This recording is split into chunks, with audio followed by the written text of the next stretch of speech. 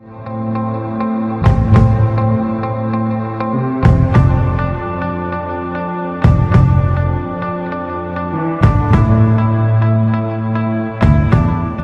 what's up, bonsai enthusiasts? Welcome to the Bonsai Lab. We're gonna have our first little scientific explanation of a principle that we call cation exchange capacity.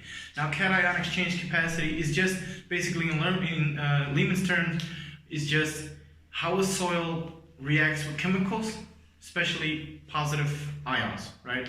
So this is a characteristic of soil that actually is very important in how good your soil can actually hold on to the fertilizer, right? So for bonsai, we need to fertilize our trees so that we can have the right amount of growth, right? So, and the important thing about this is, about cation exchange capacity, is that the more that is, we don't want a soil to be completely inert. If we have a soil that is completely inert, this means that you will just flush your fertilizer through when you give it water, and it will not really go into your plant because, and this is where my explanation comes. To understand this, we need to understand a little bit about chemistry, but I'm not going to go into depth. You only have to understand one specific thing, and that is that atoms, right, act like magnets. Let's just do this. A magnet, this is an atom, right? So this is your, let's say, potassium, not potassium, yeah, potassium, right? Is it potassium? I'm from Belgium, so we call this kalium, so this is totally different. Let's just take nitrogen, right? Just say nitrogen. This is just nitrogen, right? So with nitrogen, normally this is found as an ion, and it has if a chemical always works like a magnet, right?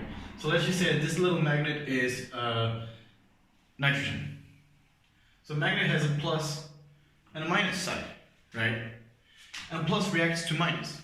So let's just say we have another magnet here. So this magnet, this side will react with the plus, and this side would react with the minus, right? I'll just do minus in red, and minus in red, just so you can appreciate what is on.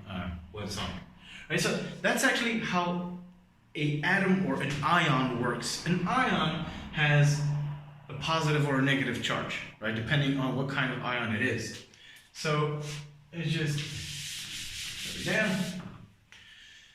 So let's just say this is, I don't know, some sort of ion, and it has a positive charge. This is a cation.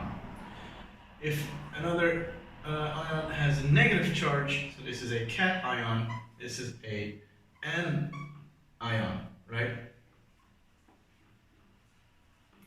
Explained very loosely, right?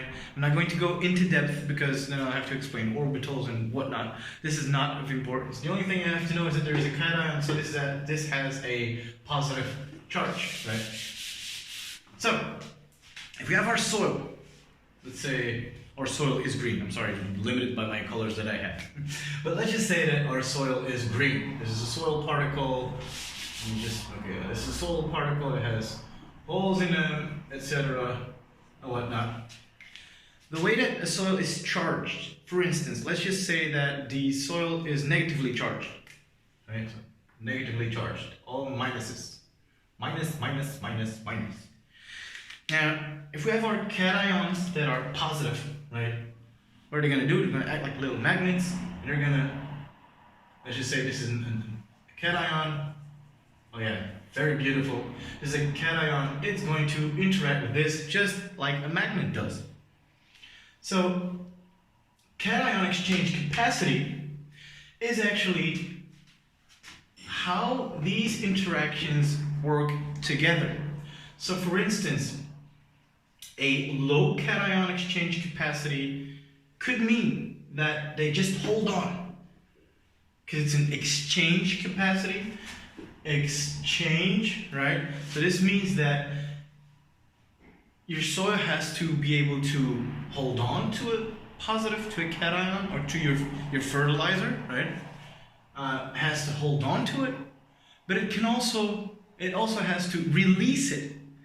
And this is something that is very inherent of the soil that you use. So let's just summarize this. I hope you understood this. If not, just ask a question. Let's just summarize this one more time. So fertilizer, let's just put this in bonsai terms. Fertilizer equals magnets, right? And your soil has a specific charge to your soil particle, and your fertilizer has a specific charge.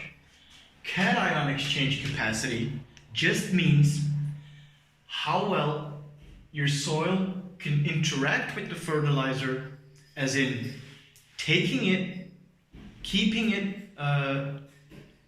glued or stuck to the soil, but also giving it back, right? And this is what you need. You need good cation exchange capacity to make sure that your soil, that you can fertilize well. All right, so I took the liberty of writing a few cation exchange capacity CECs of the substrates that we use, right? There are a lot of other substrates, but I'm just going to talk about a few. There will be videos on substrates later and on what is best substrate and how to use it and whatnot, microscopic footage and so on, right? Now what is most important is we can see that sand has from 5 to 20 CEC, clay from 20 to 50, soil, the regular soil 50 to 100. Obviously that's going to be the best, but we're not going to use just regular soil, right? We're going to use a substrate. So we know this is not so good. All right. So if we're just talking about cation exchange capacity, then we see that sand, not that bad, but it has a low. It'll probably be more inert than the other substances. And perlite as well, it has a cation exchange capacity of 1.5 to 7.9, so about 8. Let's just say 8, right? Also not that fantastic.